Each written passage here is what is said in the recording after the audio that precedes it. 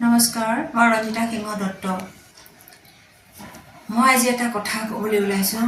মনত বৰ দুখ পাইছোঁ যে আমাৰ এই উত্তৰ পূবত হৈছে কি। আমি বিচৰা নাই এনেকুৱাবিলাক হওক, কাৰণ আমি ইয়াৰ ভূমিপুত্ৰ হয়। আমাৰ নিজৰ ঠাই, আমাৰ জন্ম ইয়াত, আমাৰ পূৰ্বপুৰুষসকল ইয়াতেই জন্ম হৈছে, কিন্তু আজি আমাৰ এনেকুৱা এটা অৱস্থালৈ কিয় গৈছে?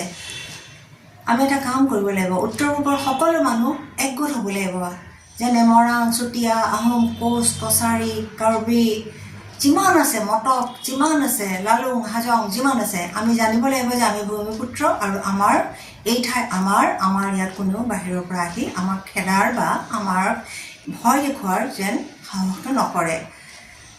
আহক আমি একেলগে হওঁ নহয়, হ'বই লাগিব।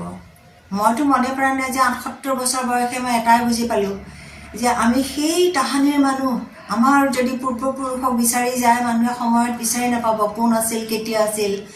এনেধৰণৰ জাতি এটাক, যিবোৰ জাতি জনগোষ্ঠী, এই জনগোষ্ঠীৰ দেশ, উত্তৰ পূব হৈছে জনগোষ্ঠীৰ দেশ।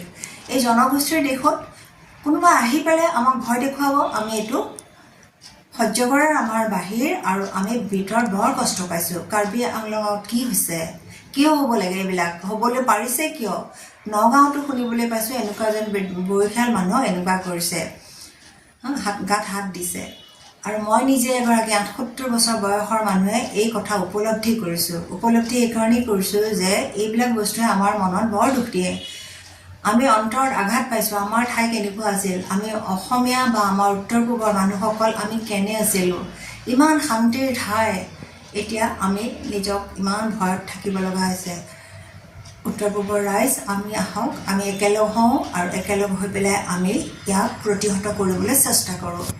কাৰণ আমি যদি বাহিৰা শক্তিক প্ৰতিহত নকৰোঁ, তেতিয়াহ'লে আমাৰ নিজৰেই অপকাৰ হ'ব। মই প্ৰতিজন জনগোষ্ঠীৰ প্ৰতিসকল ব্যক্তিসকলে অনুৰোধ কৰিছোঁ, আমি ওচৰ চাপি আমি নিজক আনৰ পৰা আঁতৰাই ৰাখিবলৈ চেষ্টা কৰিম, কিন্তু নিজৰ ভিতৰত উত্তৰ পূব কেতিয়াও আঁতৰি নাযাওঁ। আমি আকৌ আগৰ সেই ৭ ভনী উত্তৰ পূবৰ আকৌ ঘূৰি আহোঁ, কাৰণ আমাক এইটো অতি প্ৰয়োজন হৈ পৰিছে, আমাৰ নিজৰ কাৰণে দিগদাৰী হৈ গৈছে।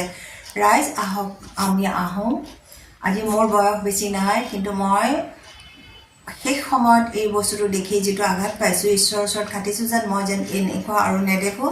আমাৰ ভূমিপুত্ৰসকলৰ সাহস ঘূৰি আহক আৰু আমি একগোট হৈ পেলাই আমি তেওঁলোকক প্ৰতিহত কৰিবলৈ নিজক সাজু কৰোঁ।